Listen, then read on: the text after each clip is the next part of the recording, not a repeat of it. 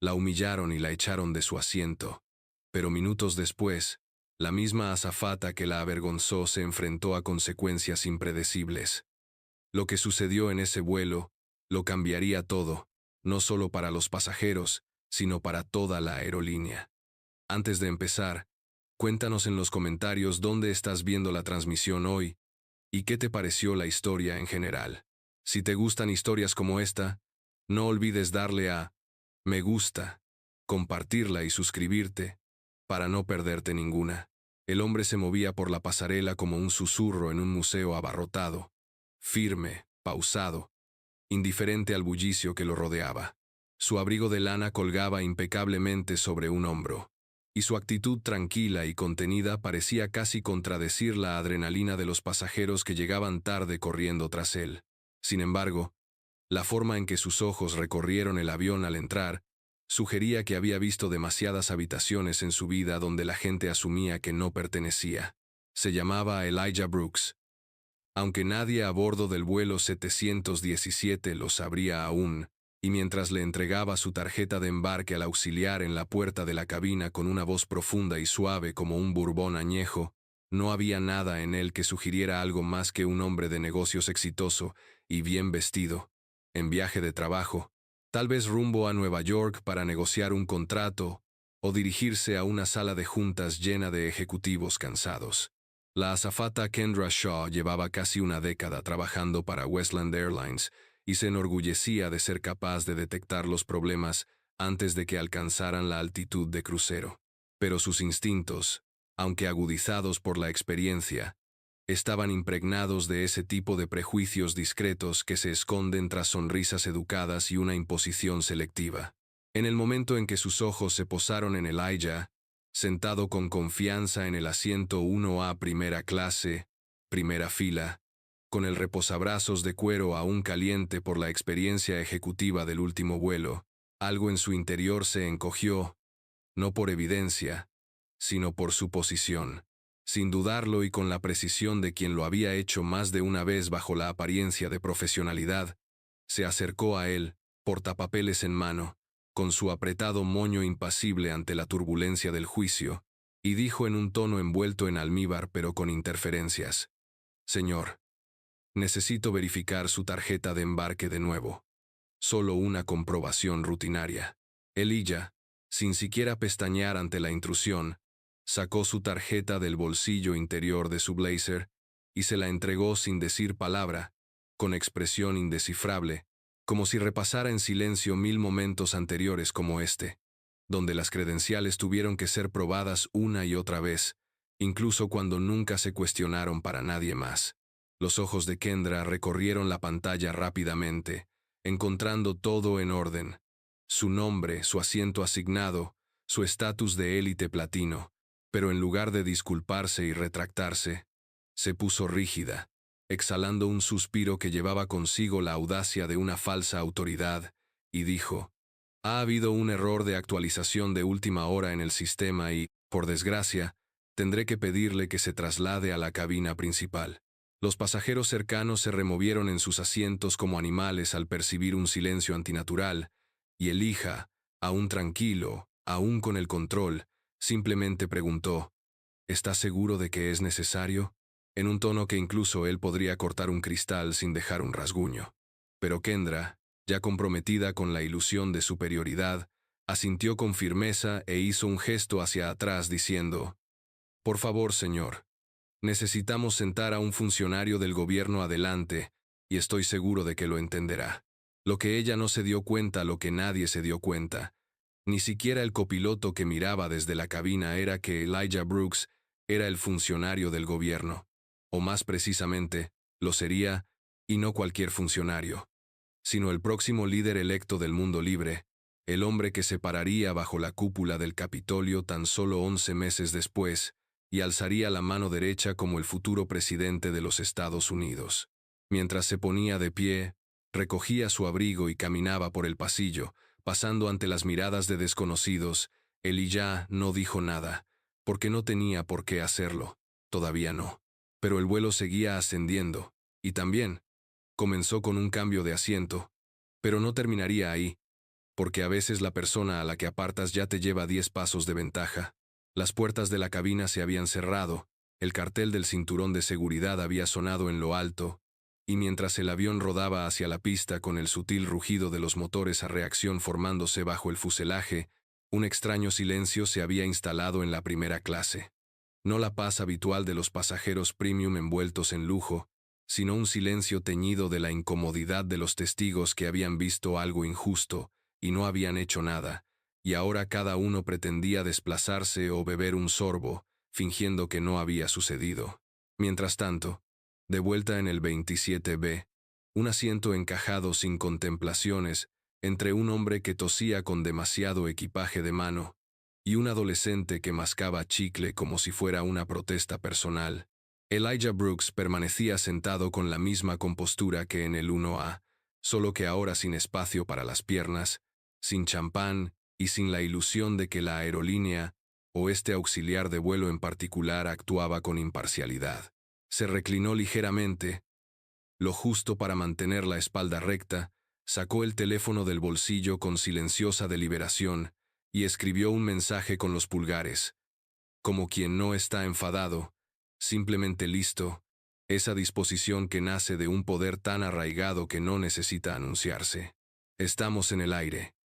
Contacten con la Junta. Comience la auditoría. Y Diego, tengan al departamento legal listo para cuando aterricemos. Pulsó enviar, sin signos de exclamación, sin emojis, solo movimiento. En la cocina, Kendra se sirvió un café para celebrar con una sonrisa tan pequeña que no le llegó a los ojos, diciéndose a sí misma que había hecho lo correcto, que si él realmente pertenecía a primera clase no se habría movido tan fácilmente, y que el ascenso sin duda fue un error porque, en su mente, no parecía el tipo de hombre que se suponía que debía ser el primero en nada. No vio a la sobrecargo de vuelo, una mujer llamada Elise Granger, observándola desde la zona de preparación del servicio con la misma mirada entornada que solía reservar para las luces de advertencia del motor. Elise llevaba suficiente tiempo volando como para distinguir entre protocolo y prejuicio, y algo en la forma en que Kendra había manejado el incidente la carcomía como una advertencia de turbulencia que no se había mostrado en los instrumentos. Pero el primer giro aún no había llegado, porque 10 filas detrás de Elijah, en el piso 17C, estaba sentado un hombre con una chaqueta barata que había estado observando en silencio todo el proceso. Se llamaba Thomas Murtaugh, y aunque sus zapatos estaban desgastados y sus auriculares eran baratos, no era ni pobre ni ocioso, sino un periodista de investigación de The Atlantic Chronicle, que volvía a casa tras una aburrida cumbre económica, hasta que el artículo pasó junto a él con un abrigo impecablemente planchado y fue escoltado, injustamente, a la enfermería. Y ahora Thomas tomaba notas, no porque planeara escribir una entrada de blog o publicar un tweet, sino porque sabía exactamente quién era Elijah Brooks. Ya había escrito sobre él. La estrella política en ascenso, el candidato sorpresa, el hombre al que donantes y asesores preparaban discretamente como el puente entre dos Américas. Y en el momento en que vio a Elijah relegado a la parte trasera del avión sin protestar, reconoció algo aún más importante que un escándalo. Reconoció la estrategia. Buscó su portátil con el corazón latiéndole con fuerza. Esto ya no era un artículo. Cuando un hombre silencioso hace un movimiento silencioso, no siempre es una retirada. A veces es un jaque mate disfrazado. Mientras el avión ascendía con firmeza hasta la altitud de crucero y el cielo exterior se desvanecía en un azul pálido e infinito, la azafata Kendra Shaw se movía por primera clase con la soltura de quien ha aprendido a sonreír cuando se le indica, a servir bebidas sin derramar y a desestimar la incomodidad con una indiferencia bien ensayada, creyendo que cualquier inquietud que la aferrara de antes se había disipado como la presión de la cabina a 38 pies.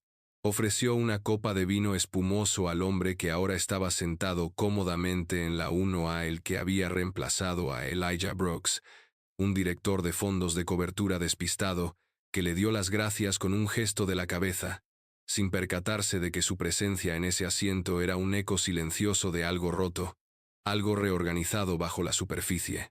Pero no todos habían seguido adelante.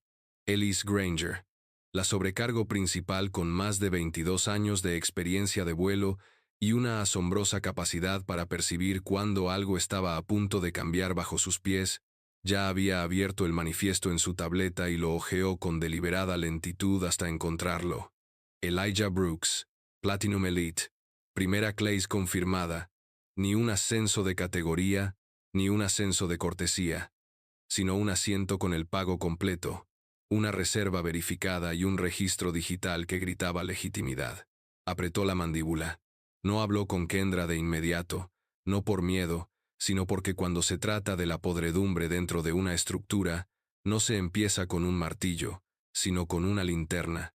En el 27B, Elijah acababa de aceptar un ginger ale de manos de una asistente junior con los ojos muy abiertos llamada Michelle. Le temblaban ligeramente las manos al inclinarse y susurrar. «Siento mucho lo sucedido, señor», aunque sabía que no debía abordar incidentes que pudieran dar lugar a una queja.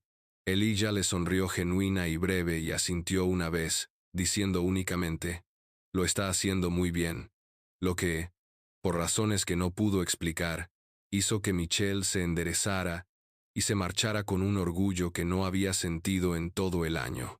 Mientras tanto, Thomas Murtaugh, del 17ec, había terminado de escribir los 2 primeros párrafos de un artículo que no debía existir hasta que una injusticia lo obligó a hacerlo.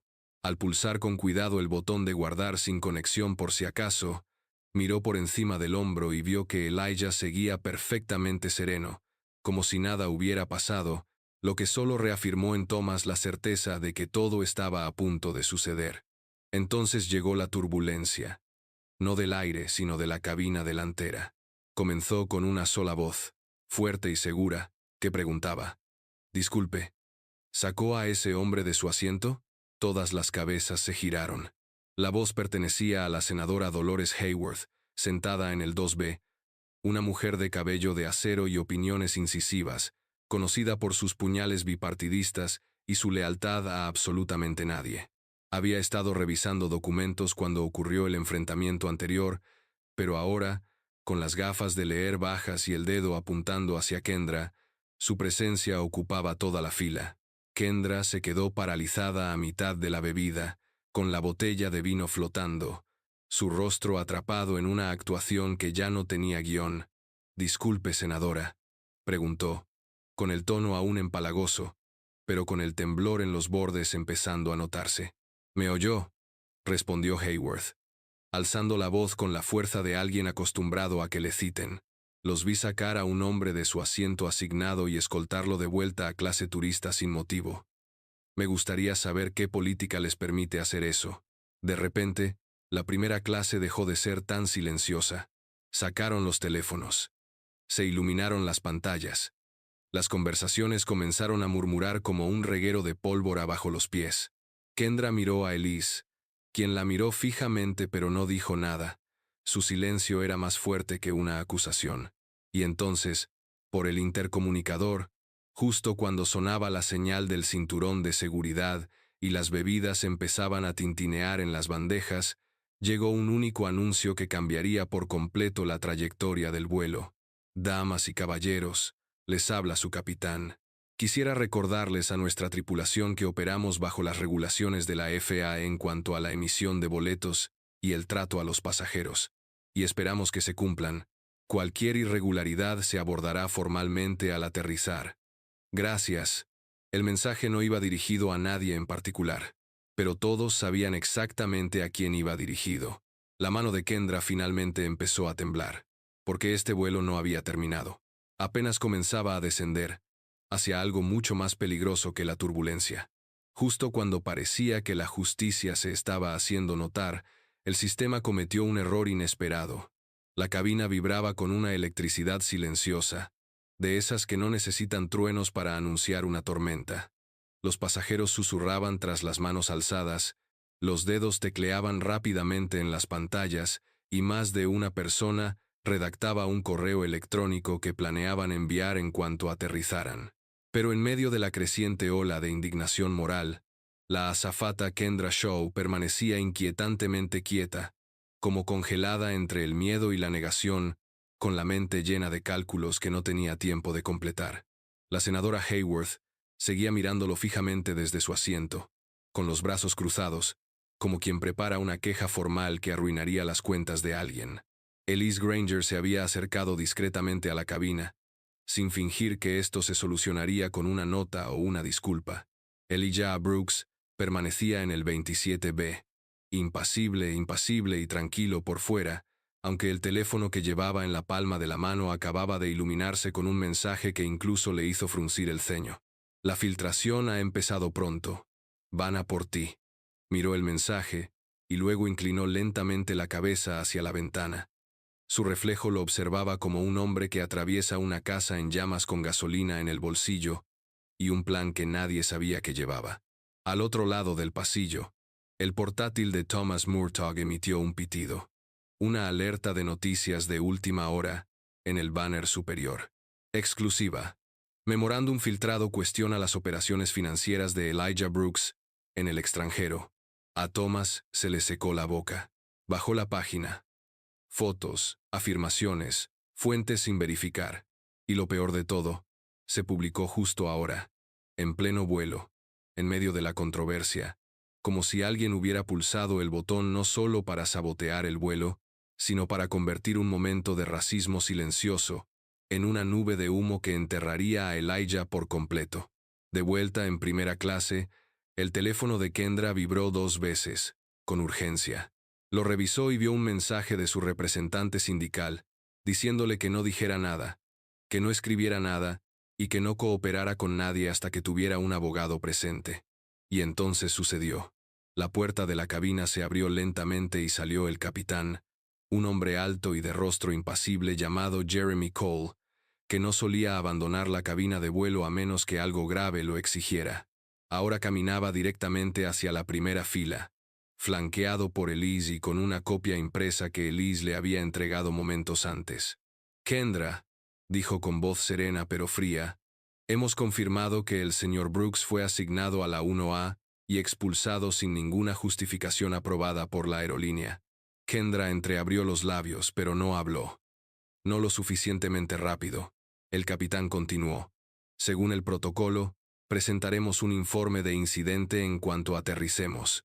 Y hasta nuevo aviso, queda suspendido del servicio a bordo. Contuvieron la respiración. Y entonces, eso no será necesario. Se oyó una voz a sus espaldas. Todos se giraron, estirando el cuello. Un hombre con traje barato, pero a la moda estaba de pie a mitad del pasillo con una placa extendida y una voz de acero pulido. Soy Raymond Cole, de la División de Aviación de Seguridad Nacional. Necesito hablar con el señor Elijah Brooks en privado. Por favor, acompáñenlo a la cocina trasera. Una onda recorrió la cabina como un recorte de papel en el cielo. Elise parpadeó. Disculpe, ¿está autorizado? El agente no se inmutó. Según la sección 243B, estoy autorizado a interrogar a los pasajeros bajo revisión activa. Lo estoy invocando. Ahora mismo.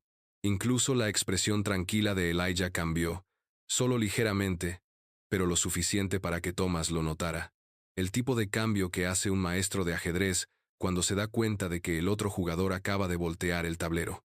Los pasajeros se miraron confundidos. El rostro de Kendra se contrajo no por culpa, sino con un destello de satisfacción, como si el universo le hubiera dado un plan B. Elijah se levantó lentamente. Le entregó el teléfono a la adolescente que estaba a su lado con un leve asentimiento y siguió al hombre del traje por el pasillo, pasando las miradas, pasando al capitán, pasando al auxiliar de vuelo que lo había sacado de su legítimo asiento, pasando al mundo que aún intentaba recordarle que no pertenecía allí, incluso cuando era el dueño del espacio. Y así, sin más, desapareció tras la cortina en la parte trasera del avión. Los susurros se convirtieron en murmullos. La historia estaba dando un giro, y por primera vez, parecía que podría perder. Pensaban que lo estaban investigando, pero estaban dando de lleno en su plan.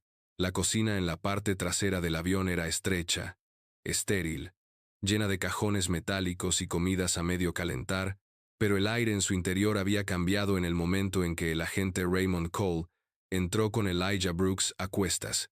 como si el propio fuselaje percibiera que algo peligroso acababa de entrar, solo que no era Elijah. El agente Cole lo miraba de frente, con los brazos cruzados, la placa aún colgando del cuello como una señal de advertencia. Sus ojos recorrieron el rostro de Elijah en busca de alguna señal de pánico, algún atisbo de nerviosismo. Pero lo que vio fue a un hombre de pie como si nunca hubiera estado en una habitación que no pudiera controlar. «Tienes a gente poderosa nerviosa», dijo Cole en voz baja y experta, como alguien que se ha dedicado a la intimidación con la sutileza suficiente para seguir dentro de la legalidad. «Y a gente nerviosa que finge ser poderosa», respondió Elijah sin dudarlo.